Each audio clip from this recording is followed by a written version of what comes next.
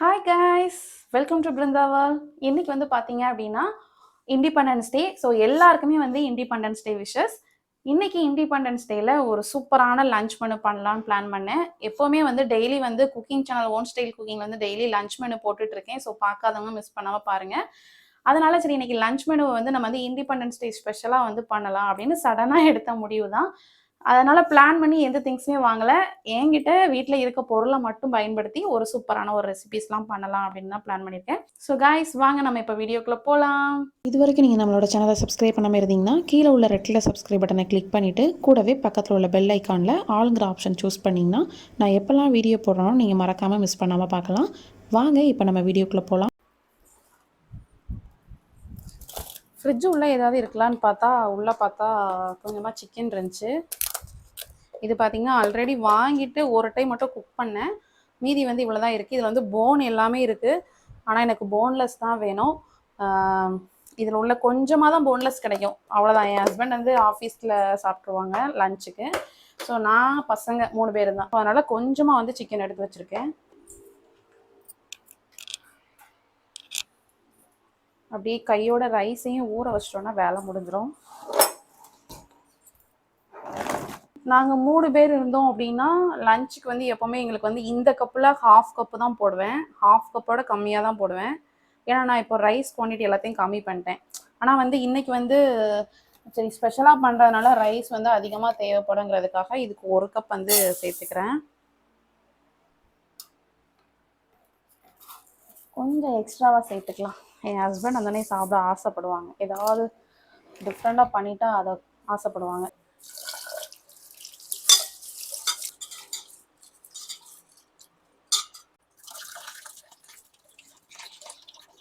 இப்போ அரிசி நல்லா கழுவி எடுத்தாச்சு. இப்போ ஊற வச்சிடலாம். இது ஒரு 1/2 மணி நேரம் ஊறட்டும். அதுக்குள்ளே இதுக்கு தேவையான பொருட்கள் எல்லாத்தையும் எடுத்துக்கலாம். நீங்கள் பார்த்தீங்கன்னா பட்டு மட்டும் விளாண்டுட்டுருக்கான். அப்படியே டிவி பார்த்துட்டு காலையில் வந்து டிஃபன் கொடுத்துருந்தேன். ஸோ அதை சாப்பிட்டுட்டே அப்படியே விளாண்டுட்டுருக்கான் டிவி பார்த்துட்டு.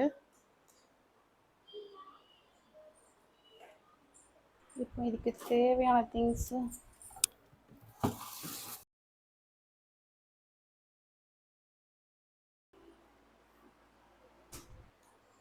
பார்த்திங்கன்னா இதெல்லாம் தான் எடுத்து வச்சுருக்கேன். பயிர் இருக்குது, கீரையில் வந்து கொஞ்சம் வெந்தயக்கீரை இருக்குது, நல்லா ஃப்ரெஷ்ஷாக இருக்குது. புதினா, கொத்தமல்லி, கருவேப்பிலை, பச்சை மிளகா, அப்புறம் கேரட், இஞ்சி பூண்டு பேஸ்ட்டு, இதில் கொஞ்சமாக சிக்கன் இருக்குது. இதை வச்சு ஏதாவது செய்ய முடியுமான்னு பார்ப்போம்.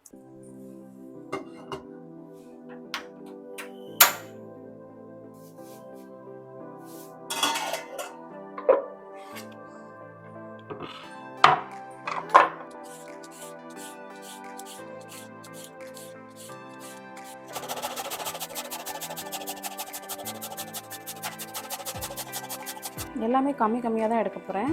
ஏன்னா வந்து சாதம் கம்மியாக தான் எடுத்திருக்கோம். அதனால் வெரைட்டிஸ் செய்கிறப்ப வந்து நம்மளுக்கு வந்து கொஞ்சம் கொஞ்சம் பொருட்கள் இருந்தாலே போதும். அதில் இந்தளவு இருந்தாலே போதும் கேரட் நம்மளுக்கு.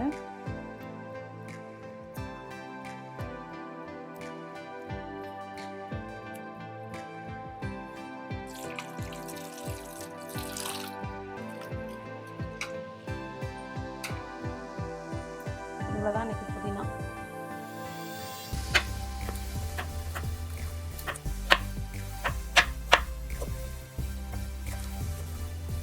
இப்போ ஒரு மிக்ஸி ஜாரில் பூண்டு, அதுக்கப்புறம் இஞ்சி, அப்புறம் காரத்துக்கு ஏற்ற பச்சை மிளகா, இது கூடவே வந்து பார்த்திங்கன்னா புதினா தான் அதிகமாக சேர்த்துருக்கேன். 2 கொத்தமல்லி தான் இருந்துச்சு, அவ்வளோதான். இந்தளவு கருவேப்பிலை, இதெல்லாம் சேர்த்து ரொம்ப தண்ணியாக இல்லாமல் லைட்டாக தண்ணி ஊற்றி கொஞ்சமாக திக்காக அரைச்சிக்கலாம்.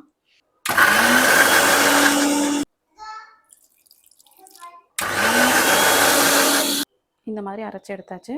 இப்போ இந்த சிக்கன் வந்து பார்த்திங்கன்னா ஃப்ரிட்ஜிலேருந்து எடுத்து நல்லா நார்மல் ஆகிடுச்சு, நல்லா சாஃப்ட் ஆகிடுச்சு.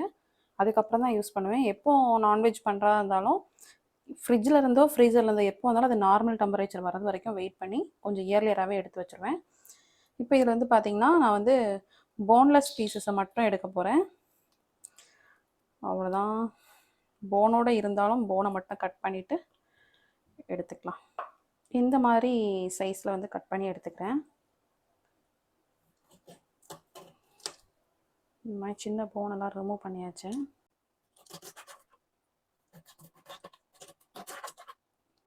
இதுவே வந்து கரெக்டாக இருக்கும்னு நினைக்கிறேன். இந்தளவு சிக்கனே போதும். இந்த போன்லாம் நம்மளுக்கு வேண்டாம், வேஸ்ட்டு தான்.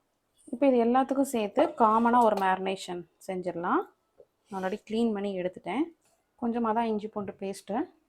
குவான்டிட்டி எல்லாம் கம்மியாக இருக்கிறதுனால நம்ம கம்மியாக வச்சு செஞ்சாலே போதும். இதில் 1 டேபிள் ஸ்பூன் அளவுக்கு தயிர் சேர்த்துக்கலாம். இதுக்கு தேவையான அளவு உப்பும் சேர்த்துக்கலாம். நான் இப்போ எல்லா சிக்கனுக்குமே தேவையான அளவு உப்பு சேர்த்தாச்சு. இப்போ நல்லா மிக்ஸ் பண்ணிக்கலாம். இதில் வேறு எதுவுமே ஸ்பைசஸ் அப்படிலாம் எதுவுமே ஆட் பண்ணவே இல்லை. ஜஸ்ட்டு இஞ்சி பூண்டு பேஸ்ட்டு, உப்பு, தயிர், அவ்வளோதான். நல்லா மிக்ஸ் பண்ணியாச்சு. ஒரு பவுலில் வந்து பார்த்திங்கன்னா நம்ம ஏற்கனவே இப்போ அரைச்சோம்ல க்ரீன் பேஸ்ட்டு, அதை சேர்த்துக்கலாம். கருவேப்பிலை, புதினா, இஞ்சி பூண்டு எல்லாமே சேர்த்துருக்கு. பச்சை மிளகாவும் சேர்த்துருக்கேன். ஸோ அதனால் இதோட ஸ்பைசஸ் வந்து கரெக்டாக இருக்கும். கையாலே இந்த மாதிரி மிக்ஸ் பண்ணி விட்டுக்கோங்க. கடைகளெல்லாம் ஃபுட் கலர் இந்த மாதிரி சேர்த்து சாப்பிட்றத விட இந்த மாதிரி நம்ம வீட்டிலையே செஞ்சு சாப்பிட்லாம். அதுக்கப்புறம் அடுத்த இதில் வந்து பார்த்திங்கன்னா இது வந்து ரெட் சில்லி பவுடர், ரொம்ப ஸ்பைசஸ் இருக்காது. அதில் ஒரு 1/4 டீஸ்பூன் மட்டும் ஆட் பண்ணுறேன். கொத்தமல்லி பொடி, அப்புறம் சிக்கன் மசாலா பேக்கெட்டில் உள்ளதான் எனக்கு ஆட் பண்ணியிருக்கேன். ஸோ அவ்வளோதான். ஸோ இதையும் நல்லா மிக்ஸ் பண்ணிக்கோங்க. இதுலேயுமே எந்த கலர் எதுவுமே கிடையாது ஆர்டிஃபிஷியலாக. அவ்வளோதான், சிக்கன் ரெடி ஆகிடுச்சு. இப்போ வந்து சிக்கன் வந்து நல்லா மேரினேட் ஆகட்டும், இது நல்லா ஊறட்டும். அதுக்குள்ளே நம்ம அடுத்த ரெசிபி ரெடி பண்ணிடலாம்.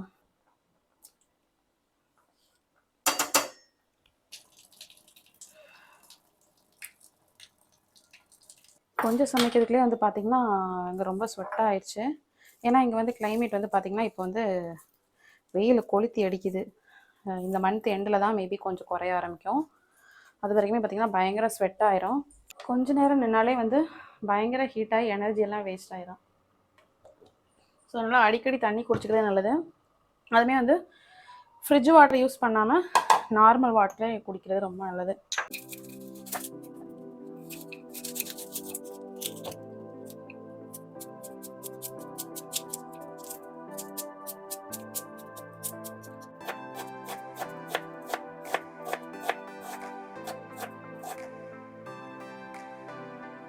ஆயில் நல்லா சூடானதும் கடுகு உளுந்த பருப்பு போட்டு, இது கூடவே நிறைய கடலைப்பருப்பு, கருவேப்பிலை, நறுக்கின வெங்காயம். இங்கே கல்ஃபில் வந்து பார்த்தீங்க அப்படின்னா நிறைய பேர் வீட்டில் கிச்சன்லேயுமே வந்து ஏசி இருக்கும். இந்த வீட்டில் வந்து இல்லை. இங்கே வந்து பார்த்தீங்கன்னா நாங்கள் இருக்க வீட்டில் ஹாலில், பெட்ரூமில் எல்லாமே இருக்குது. கிச்சனில் வந்து கிடையாது. எக்ஸ்டாஸ்ட் ஃபேனு அந்த மாதிரி தான் போட்டுட்டு நம்ம நினைக்கிறோம். வெங்காயம் லைட்டாக வதங்கினதும் உப்பு சேர்த்துக்கலாம். உப்பு வந்து சாதத்தில் ஆல்ரெடி குக் பண்ணி போட்டிருக்கேன், அதனால் கொஞ்சமாக சேர்த்துக்கிறேன். இப்போ காரத்துக்கு ஒரு பச்சை மிளகாவையும் சேர்த்து இதோட நம்ம துருவி வச்சுருந்தோம்ல கேரட், அதை சேர்த்துக்கலாம். இது கூட கொஞ்சமாக மஞ்சள் தூள் சேர்த்துக்கலாம், ஒரு பிஞ்சு போல். இதை நம்ம ரொம்ப அந்த மாதிரி விட்டுட்டோம் அப்படின்னா கலர் வந்து சேஞ்ச் ஆயிரும். அதனால் இந்த மாதிரி லைட்டாக வதக்கினாலே போதும். கேரட் வந்து நம்ம நார்மலாக பச்சையாகவே சாப்பிட்லாம். அதனால் வந்து லைட்டாக அந்த மாதிரி வதக்கிட்டு நம்ம ரைஸை சேர்த்துக்கலாம். இப்போ லைட்டாக அந்த மஞ்சள் பொடி சேர்த்தது வந்து பார்த்திங்கன்னா அப்படியே இந்த கேரட் ரைஸோடு சேர்ந்து அந்த கலர் வந்து வந்துடும். மஞ்சள் சேர்க்காம இருந்தோம்னா அந்த ஒயிட் கலர் நல்லா உங்களுக்கு தெரிதமாக இருக்கும். இப்போ அடுத்த ரைஸ் வந்து பார்த்திங்கன்னா அதே மாதிரி தாளிப்புகள்லாம் சேர்த்துட்டு இதில் வந்து வேர்க்கடலை சேர்த்துருக்கேன். ரெண்டும் ஒன்று போல் செய்ய வேண்டாங்கிறதுக்காக வேர்க்கடலை சேர்த்துருக்கேன். இப்போ இதில் நம்ம ஏற்கனவே அரைச்சி வச்சோம்ல புதினா, அப்புறம் கருவேப்பிலை, பச்சை மிளகாய், இஞ்சி பூண்டு எல்லாமே. இதில் வந்து பார்த்திங்கன்னா அந்த இஞ்சி பூண்டு எல்லாமே நிறையா சேர்த்துருக்கோம், பச்சை மிளகா. அதனால் அடிஷ்னலாக வந்து சில்லி மட்டும் ஒரே ஒரு வரமிளகா மட்டும் சில்லி சேர்த்துருக்கேன். இப்போ அதை தவாலே போட்டு நல்லா வதக்கணும். அதோட பச்சை வாசனை வந்து நிறைய பேருக்கு பிடிக்காது. பசங்கள்லாம் வந்து ரொம்ப லைக் பண்ண மாட்டாங்க. அதனால் லைட்டாக இதை வந்து வதக்கிட்டு அதுக்கப்புறம் நம்ம வந்து ரைஸ் சேர்த்துக்கலாம். அடுத்து வந்து இதில் வந்து கொஞ்சமாக உப்பு சேர்த்துக்கலாம். இதில் வந்து கட்டியான தயிர். இந்த சாதம் வந்து நல்லா க்ரீமியாக இருக்கும்.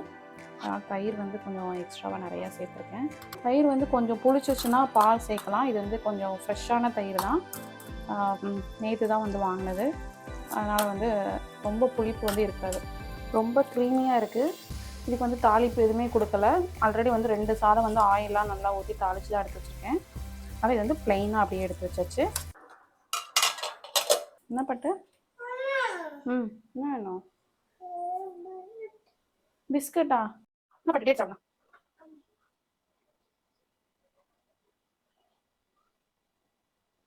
என்னம்மா?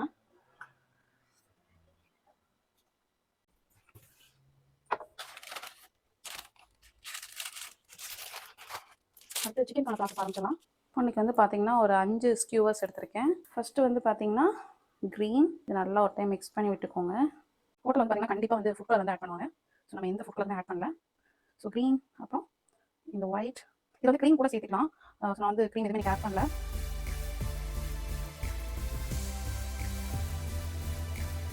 இது பண்ணுறப்ப அந்த கலர் வந்து மிக்ஸ் ஆகாமல் ரொம்ப கவனமாக பார்த்துக்கணும். இன்றைக்கி வந்து க்ரில் பேன் வச்சு லைட்டாக க்ரில் பண்ணி எடுக்க போகிறேன். நார்மல் பேனில் கூட செய்யலாம்.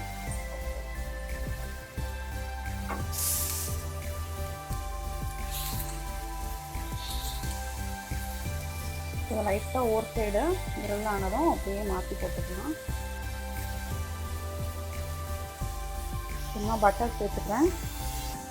இது போக வந்து பார்த்திங்கன்னா கொஞ்சம் வெஜிடபிள்ஸும் கட் பண்ணி வச்சுருக்கேன். ஸோ பிளான் பண்ணி வாங்காதனால இருக்கிறத வச்சு தான் பண்ண போகிறேன்.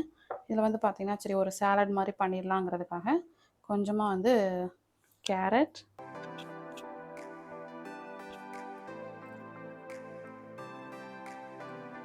அப்புறம் இதோட குக்கும்பர், இதுக்கு மேலே வந்து பார்த்திங்கன்னா கொஞ்சமாக இது வந்து பார்த்திங்கன்னா பச்சை பயிரை வந்து ஊற வச்சு முளை கட்டுறதுக்காண்டி வச்சுருக்கேன். இது சாலட்ங்கிறதுனால கொஞ்சமாக இதில் சேர்த்துக்கலாம். இன்னைக்கு காலைல வந்து பார்த்திங்கன்னா தக்ஷித்துக்கு வந்து இந்த மாதிரி ஃப்ளாக் வச்சு தான் வந்து சாலட் பண்ணி கொடுத்தேன். ஆனால் வந்து டிஃபன் பாக்ஸ் வந்து நம்மளுக்கு ஒரு இடத்துல ஃபிக்ஸடாக இருக்காது. அதனால் வந்து எப்படி போச்சுன்னே தெரில. பட் ஆனால் வீட்டிலேருந்து செஞ்சு கொடுக்குறப்ப இந்த மாதிரி ஃப்ளாக் மாதிரி தான் செஞ்சு கொடுத்தேன். இப்போ சென்டரில் வந்து பார்த்திங்கன்னா ஒரு கிரேப்ஸை வந்து ரெண்டாக கட் பண்ணுறேன். இது வந்து நல்ல பெரிய சைஸ் கிரேப்ஸு. இது கரெக்டாக இருக்கும்னு நினைக்கிறேன். சூப்பராக ரெடி ஆகிடுச்சு நம்மளோட சாலட். இப்போ நம்ம அடுத்து ரைஸையும் பிளேட் பண்ணிடலாம்.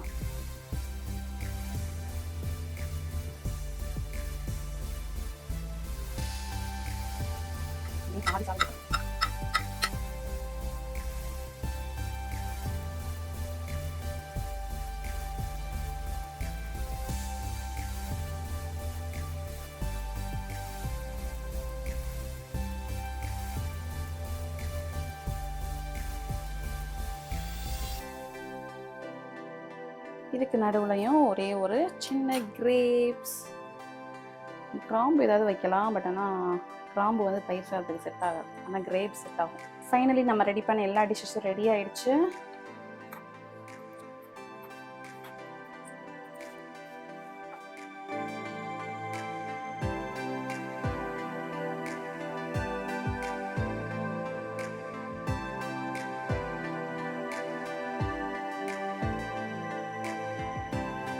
இப்போ எல்லாருக்குமே வந்து பார்த்தீங்கன்னா இந்த ரெசிபி வந்து ரொம்ப பிடிச்சிருக்கும்.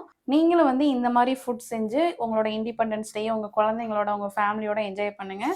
நாங்களுமே வந்து பார்த்திங்கன்னா நம்மளோட இண்டிபெண்டன்ஸ் டேயை இங்கே ஓமானில் இந்த ஃபுட்டோட சாப்பிட்டு என்ஜாய் பண்ண போகிறோம்.